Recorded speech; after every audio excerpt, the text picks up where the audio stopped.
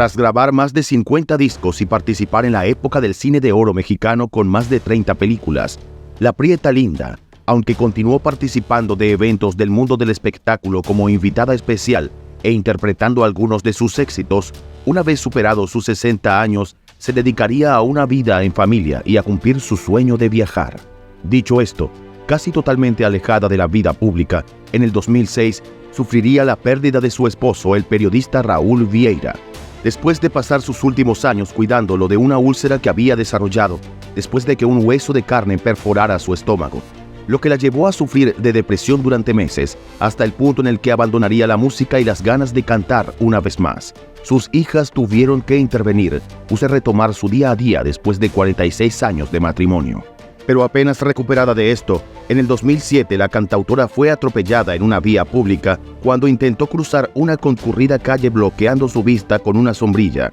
Si bien el vehículo venía frenando, el impacto igualmente la tiró al suelo y tuvo que ser trasladada de urgencias al hospital más cercano, donde fue intervenida. Dada su edad y la gravedad de sus lesiones en la cara y la cadera, para los médicos se trató de un milagro, pero aún así, desde entonces enfrentaría problemas físicos para caminar y para articular palabras debido a que tocaron uno de los nervios durante la operación,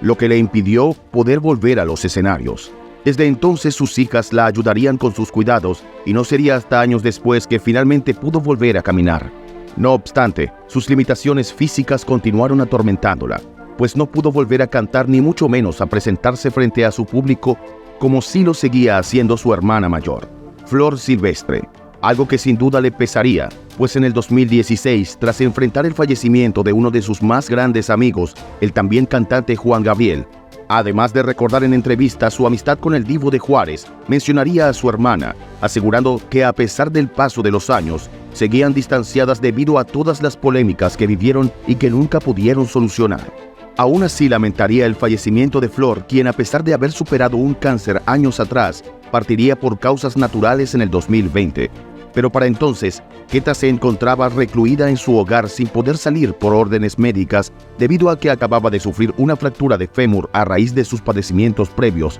debido al accidente. Y es que al menos 6 meses tuvo que permanecer en reposo, imposibilitada a poder despedirse de su hermana. Situación que empeoraría para ella cuando se vio obligada a prolongar su encierro en casa cuando meses más tarde fuese declarado el confinamiento como medida de seguridad por la pandemia de COVID-19. Pero por si fuera poco, también sufriría una caída en su hogar al tropezarse con una alfombra, lo que la llevaría de nuevo a urgencias para ser operada de una pierna. Episodio que no solo la afectaría físicamente, teniendo que someterse a terapias para recobrar de nuevo su movilidad, sino que también la cantante decaería emocionalmente. Una de sus hijas tuvo que irse a vivir con ella para evitar que cayera en un nuevo cuadro depresivo que empeorara aún más su salud. De tal forma, rodeada también por sus sobrinos y haciendo videollamadas diarias con el resto de sus familiares, la Queta parecía recuperarse y pasaría el resto del 2021 organizando lo que sería el próximo viaje familiar. Pues tras ser vacunada contra el virus, sus ánimos regresaron y esperaba pasar las fiestas navideñas de nuevo en familia. Sin embargo, su cumpleaños número 88 sería su última celebración. Sería encontrada en el suelo de su baño tras escucharse un fuerte golpe a causa de la caída. Su familia llamaría a la ambulancia y de inmediato fue trasladada al hospital, donde a pesar de los esfuerzos médicos por intentar reanimarla, Queta Jiménez fallecería la mañana del 21 de septiembre de 2021. Aunque en un principio se especuló que se debía al virus de COVID, su familia horas más tarde aseguraría que se debió a un paro cardíaco producto de complicaciones derivadas a la edad, por lo que su partida fue declarada por causas naturales. Pero en tiempos de pandemia, muchos acusaron a su familia de ocultar la verdad para poder celebrar su funeral, un evento que de cualquier forma se celebraría muy discretamente por parte de sus hijas. Más allá de la presencia de los medios a las afueras de la funeraria, solo familiares muy cercanos pudieron darle el adiós a la cantautora en un evento muy privado debido a las restricciones por el COVID. Aún así, sorprendería un detalle en una de las entrevistas realizadas a las hijas de la cantante, donde detrás de ellas en un muro de madera se podía ver un rostro que parecía observarlas, momento que fue captado por las cámaras y que varios televidentes indicaron que sería el rostro de la Queta, cuidando de sus hijas. Algunos otros hasta identificarían a Juan Gabriel como símbolo de respeto a su querida amiga. mientras que otros aseguran que pudo haberse tratado de otra presencia que rondaba el recinto y que quiso hacerse presente, como advertencia a la familia de que debían abandonar el lugar, pues sería un espíritu que seguía sin poder descansar en paz. Más allá de esto, finalmente el cuerpo de la legendaria Prieta Linda fue cremado y enviado a la iglesia de San Agustín en la zona de Polanco en la Ciudad de México, donde descansaría junto a los restos de su esposo. Todo esto, mientras en varios programas de televisión seguía siendo recordada por su legado artístico pese a todos esos últimos años alejada de la vida pública.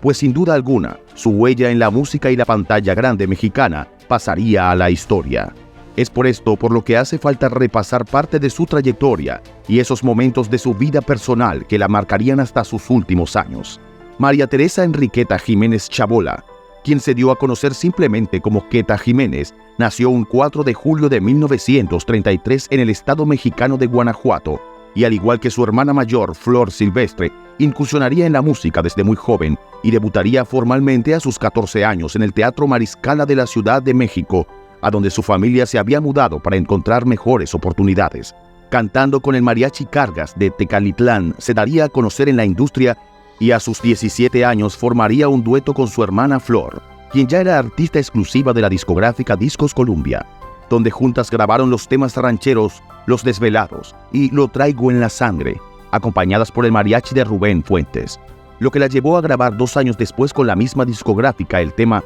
Quieto Capulín, su primer éxito como solista. Pero sería con la compañía Peerless que grabaría más adelante temas como Celosa, Yo no me caso, compadre, El Cúbole y Yo quiero un besito, que fueron su tarjeta de presentación durante toda la década de los 50, para cuando también incursionó en el cine y debutó en el film El Gallo Colorado, llegando a participar desde entonces en diferentes producciones, de las que destacan su papel como la cantadora Micaela en las cintas de Pancho Pistolas. Pese a este éxito, en cuanto a su vida privada se refiere, comenzaría a enfrentar críticas públicas tras ser señalada de traicionar a su hermana con el entonces esposo de esta, el locutor Paco Malgesto, rumores que surgirían debido a que por compromisos musicales, Flor se ausentaba de su hogar y Queta la ayudaba a cuidar sus hijos en la casa que su hermana compartía con Malgesto. Una polémica que las alejó durante un tiempo, pero que perseguía a Queta incluso hasta años después, cuando nuevamente se le acusó de mantener un romance con el entonces esposo de su hermana, quien para finales de los 50 se trató del cantante y actor Antonio Aguilar. Cierto o no, Flor sentiría celos de Queta por figurar al lado de sus parejas y de alguna forma robarle los titulares de revistas de espectáculo, quienes comenzaban a interesarse cada vez más por su hermana menor. Y es que pese a las discusiones entre hermanas, que finalmente las distanció por completo, en 1960 Queta se casaría con el periodista Raúl Vieira, quien se convertiría en su única pareja de vida y con quien tuvo 3 hijas. Así como también mantuvo a flote durante años una exitosa carrera que continuó en los 60, con grabaciones musicales para el sello RCA Víctor, misma época en la que apoyaría a un joven Juan Gabriel a debutar en la industria musical. Esto después de quedar encantada con su voz cuando en una visita a un penal donde trabajaba un cuñado suyo, escuchó a Juanga tras las rejas debido a que éste había sido injustamente acusado de robo. Sería su voz quien lo ayudaría a salir, pues Queta creyó en él e intercedió para lograr su liberación, volviéndose desde entonces en grandes amigos y al poco tiempo en colegas, pues ella lo apoyaría económicamente y permitió su debut como compositor al ser la primera artista en cantar una canción compuesta por el entonces desconocido Juan Gabriel, quien años más tarde terminó consagrándose como uno de los cantantes más importantes de México. Queta, por su parte, con éxitos como Mil Cadenas, Aunque tenga otros amores y Secreto, para inicios de los 70 ya era considerada una de las cantantes más representativas de la canción ranchera y hasta los 80s siguió apareciendo en diferentes cintas, llegando incluso a interpretarse a sí misma en la película biográfica de Juan Gabriel Es mi vida en 1982. No obstante, en sus últimos años se fue alejando de los medios y tras sufrir un accidente a sus 74 años, más allá de entrevistas por vía telefónica, no volvió a participar de eventos relacionados con el mundo del espectáculo, hasta que lamentablemente volvería a los titulares debido a su fallecimiento el 21 de septiembre de 2021, según el parte médico, por causas naturales, uniéndose finalmente a su hermana, de quien nunca pudo despedirse cuando ésta perdió la vida un año antes que ella. Dicho esto, su nombre pasaría a formar parte de la lista de artistas fallecidos que hasta el día de hoy siguen siendo recordados como parte de la cultura mexicana, pues su huella en la música y en el cine sigue sin ser opacada y sus éxitos continúan escuchándose en todo el territorio mexicano.